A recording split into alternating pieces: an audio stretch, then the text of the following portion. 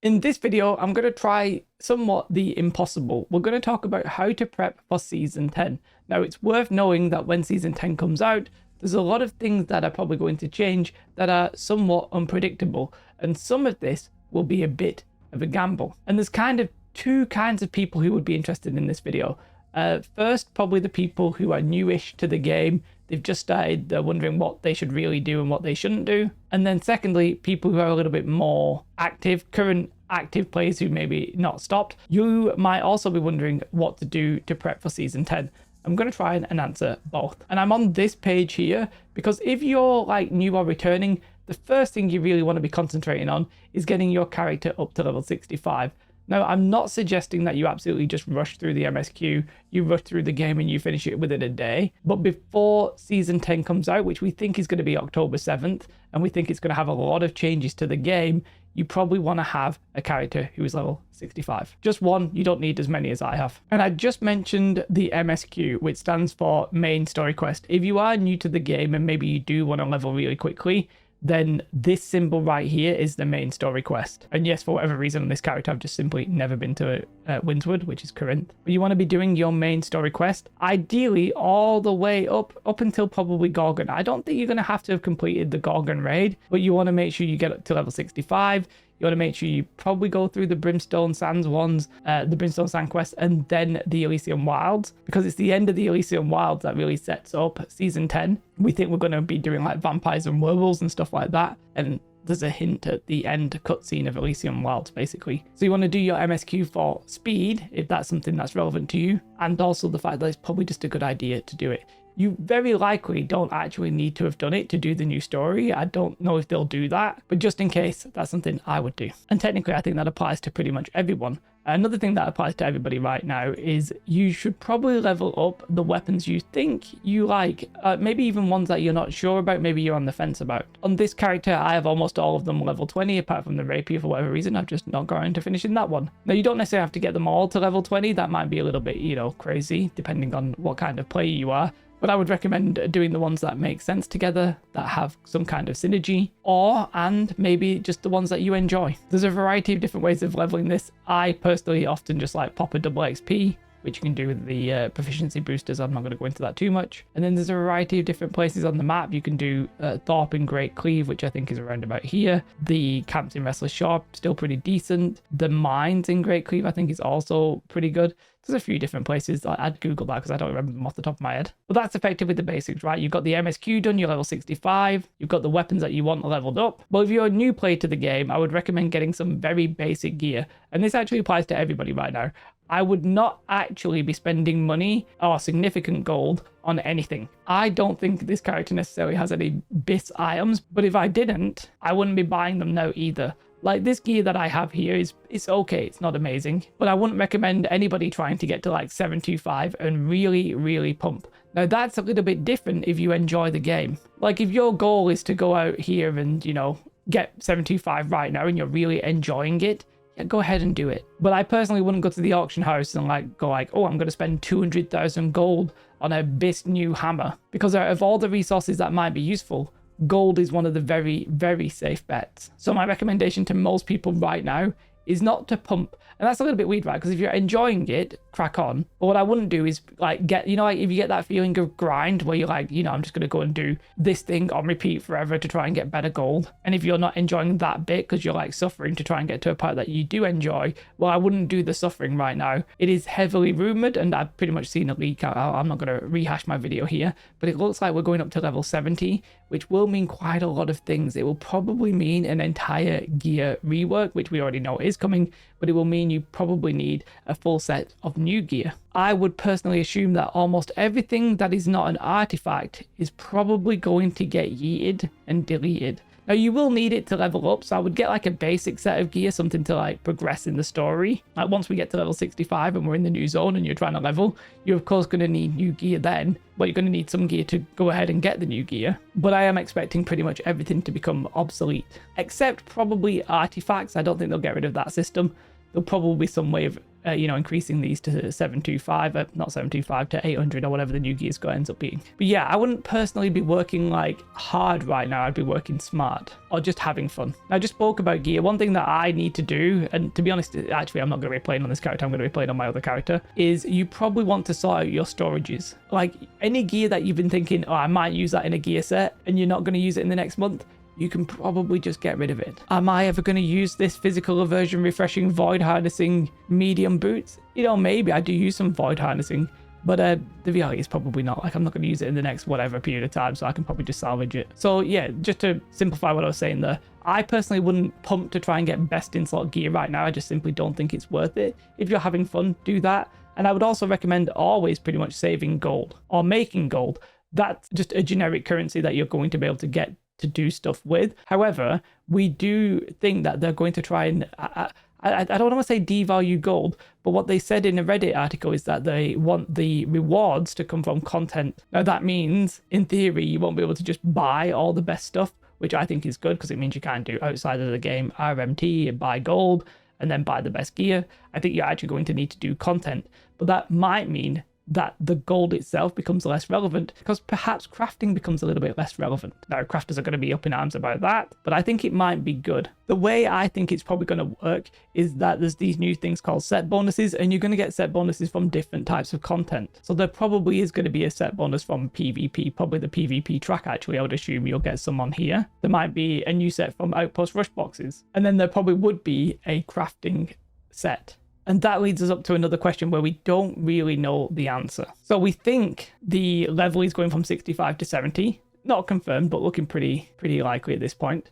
The reality is, what do you then do with your professions now? Again, this isn't the character I'm actually going to play through. My other character has pretty much everything at 250, barring the odd thing. But you might think, well, now is the time I should get to 250 so that I'm prepped in case it goes up to 300. Well, 300 is not confirmed. And if we do go up to 300, that's actually going to be pretty major because it would likely mean new materials and all this kind of jazz. If, however, we stay at 250, what does that then mean? Does it mean no new materials? We don't know, obviously. What's weird about that, right? If we go up to 300, then stockpiling mats to get yourself to 300 to cheese the leveling is a perfectly valid strategy. We've been there with Rise of the Angry Earth. If that's not the case, technically if you have your professions being lower level than 250, you would then be able to cheese the leveling. Right, so on this character, for example, my furnishing is level 0. I've just never done it. I would get quite a lot of XP if I speed leveled and ran through furnishing to 250. So if you've not done your professions, it's kind of like, do you want to try and cheese the XP? Or do you want to be prepped, ready with level 250, ready to go to 300, or ready to craft whatever we end up crafting in the new one? And if we are going to be crafting, if you are looking to like get ahead and you're not planning on refining and cheesing all the XP and stuff like that, what materials are actually going to be valuable? The prismatic sets here, we're just looking at the ingot. Are these going to be relevant, or are there going to be a new tier of mats beyond these? And unfortunately, I can't tell you the answer, and we don't know. So some people are going to be like, I'm going to save prismatic materials, prismatic ingots, blocks, and all this kind of stuff, and I'm going to, whatever the new stuff is, craft it. However, people did that with Asmodeum last time, only to then realize, oh, actually, we're going to prismatics. Now, in that case, the Asmodeum was still somewhat relevant because you used it in the prismatics. We don't know how you're going to craft 800 gear score stuff. We don't know what materials it's going to have. Personally, I don't really recommend holding on to prismatics. Now, the only issue here is that there is a bit of a cooldown. I would recommend holding on to something like mithril ingots, because if there is going to be a new material, the mithril ingot is likely going to be used within it, as per you can see Orichalcum before it, and then Orichalcum uses star metal. But the problem is, if you hold on to mithril and maybe enough to do like the Asmodeum, you are limited there to 10 a day, which means you wouldn't be able to just craft an absolute shed ton. So holding on to prismatics is one of those gambles, right? It could be that everybody wants prismatics. It could also be that the value of prismatics literally is 0. And there's right now no way to know. My view is I'm kind of holding on to stuff to actually refine mithril. This is the way I'm doing it. It's a little bit complicated, but my plan is to actually have some mithril ore and some orichalcum. Again, not on this character, so that's why I don't have the stuff here. But what I'm basically going to have is I'm going to have some orichalcum ingots, and some mithril ore so that I can refine all of that mithril whenever I want it, basically. Therefore, if the refining does go up, I'll get the XP. If the refining doesn't go up, I'll just have mithril ingots, which then I can convert into prismatics. However, the downside will be I'll be limited to 10 per day. That's my personal plan. I would just say, if you're holding onto materials, just know we don't know anything, and everything here is a massive gamble. That's why I mentioned earlier that gold is just a bit safer, right? The likelihood of gold being relevant on some level is pretty damn good. The likelihood of prismatics, you know, it's a bit of a gamble. One profession that is probably worth it, which pains me because it's very expensive right now, is probably stone cutting, because we know there's a new thing coming where you can like swap perks, and they said somewhere, I'm not sure it was in an interview or Reddit or Discord interview or anything like that, but they said that there's going to be a new resource. So we know there's a new resource, but is it a new resource for everything, all gathering and crafting, or is it just going to be for stone cutting? So if you are going to prep any, I would maybe get stone cutting up. The problem with stone cutting is that the bricks are just very expensive. Lodestone's very expensive. And, you know, it's just when you go higher and higher and you get into like runic voidstone and all that kind of stuff, it just becomes very expensive. But I do think stone cutting is going to be relevant. Another one that I think is a safe-ish bet would be Arcana. And the reason is, even if the economy ends up tanking, right? Let's say crafting becomes like you just craft one set and that's it, you never really touch it again, which might be the case. What will probably be the case is a need and desire for consumables. Now, it might be that we go up in consumables again, right? Maybe instead of getting tier 5 consumables, maybe we get tier 6. But Arcana is a profession that I think would be worth having, possibly worth storing some of the materials, like the stuff used to get Alkahest, Aesop and stuff like that. Could just be a very safe-ish bet, because you could either use the materials to craft, sell them, etc. Consumables probably going to have value across the board, I would assume, even if crafting ends up being less relevant. Now, I mentioned earlier artifacts. I didn't really talk about them the way that I should have done. You should try and get the artifacts now. This applies to everybody. I would get as many artifacts as you can be bothered getting, simply because we think artifacts will be somewhat relevant. Now, it might be awkward to upgrade them, so you probably can't cheese it to 800 gear score relatively quickly and easily, but you don't want to be getting to gear score 800 only to realize that the new hotness, for whatever reason, isn't Crescent Wave, because Crescent Wave's been nerfed. Maybe it's going to be Odo and everybody's playing Odo. So I would definitely try and get artifacts. That applies to everybody. Some of them are a little bit awkward to get because if there's not groups farming them, etc., it can be a little bit of a pain. But I would just go on New World database and just try and collect them all, basically pretend it's Pokemon. Something else I would do, but again, this is a little bit risky. Well, it depends what it is, right? Well, first and foremost, I would probably save any salt vials, right? Salt is the currency on the PvP track. The PvP track's probably still going to be relevant. I would definitely save these. But I would also save the coconut. Now, the coconuts are from the PvP zone. I've still got actually some of my beta coconuts, whatever, because I'm a lunatic and I never used them because I didn't need the gear.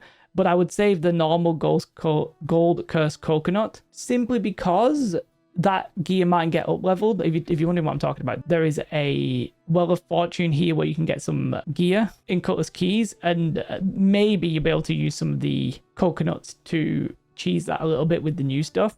So that same applies to doubloons as well, by the way. So you can get doubloons from anywhere, but if you want your coconut, you got to go into here, the PvP zone, the free fall zone, and pick up the chest. Now, again, that may not apply, right? Maybe those things just absolutely 100% do not work in the new zone, in the new update. Maybe we get a new type of coconut that's like Season 10 edition. Because a lot of the boxes, and this is why I don't necessarily recommend storing even like Outpost Rush boxes, although maybe it's worth it because maybe they'll have some of the new Umbral Shards in.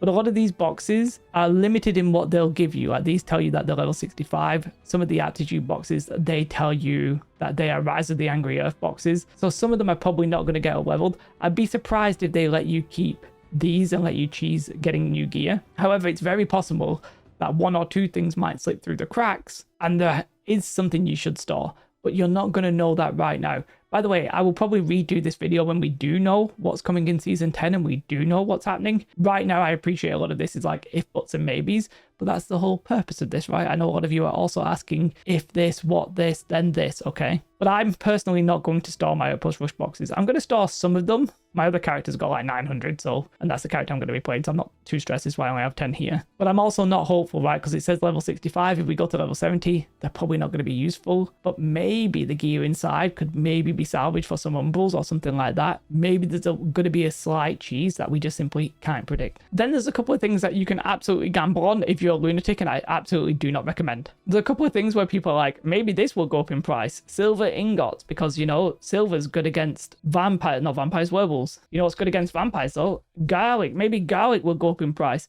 Now, I think this is madness, right? I don't think any of this is going to be the case. Oh, but don't forget, what about void ore? Buy void ore. This is just so stupid. Literally pretty much not worth anything. But people keep getting in their head that at some point this might become relevant. And it might do, but there's no evidence of it right now. If you want a complete random ass gamble, then crack on. So let's speedrun a little recap there. Get to level 65 and do the MSQ all the way up until the end of Release and Wilds. Level up all your weapons. I would also try and level up your PvP track if that's something that's relevant to you. Trade skills are going to be a complete gamble, and so will the crafting materials. We have no idea what is happening here. However, I think the safest bets would be Arcana, Stonecutting, Arcana for potions, Stonecutting because of the new mats. Everything else, nobody knows. That applies to Prismatics. Prismatics are very risky. They could become completely obsolete, or they could become possibly the most valuable material on the face of Eternum. We simply don't know. What probably is relevant will be gold. I would keep gold. I wouldn't go spending any of that on BIS right now. I don't think it makes any sense. I personally wouldn't be pumping your gear right now, considering there's very likely going to be pretty much like a reset, not a full reset, like a soft reset in about, when is it? 40 days, 50 days, something like that. When Season 10 comes out, pretty much a soft reset. So I wouldn't be working hard. I would be enjoying my time with New World right now. I would store some stuff like doubloons, coconut salt, but I wouldn't stress about it either. It's very likely that we'll actually get an update about what's in Season 10 in the next 2 to 3 weeks, something like that. I'm not 100% sure. It could be the start of September. It could be the middle of September. Once we get that, we'll start getting a little bit of a clearer idea. Are we going to be going up with professions? And if you're wondering why I'm so confident about like level 70, etc., I'd go check out my previous video where I talk about some of the leaks, and they're very, very believable. I mean, it's pretty much, I don't want to say confirmed, but like I'm 99% sure some of that is actually going to be accurate. But that doesn't mean we then know there's going to be a profession increase and stuff like that. We simply don't know. So I'm sorry we don't know a lot of the stuff, but I was going to actually make 2 videos. I was going to make one for like new and returning players and what they should do, which was basically like get to level 65, do the MSQ, etc. And then I was going to make one where it was like how to prep for Season 10. I've sort of weirdly combined them because the reality is they're pretty much similar. When we actually get information, and as soon as we get information, I'll be right there. The videos will be out. For now, come and watch me on Twitch. I'm not streaming today, but I will be streaming tomorrow. Come watch, have a great time, talk about New World. It's super fun. Goodbye.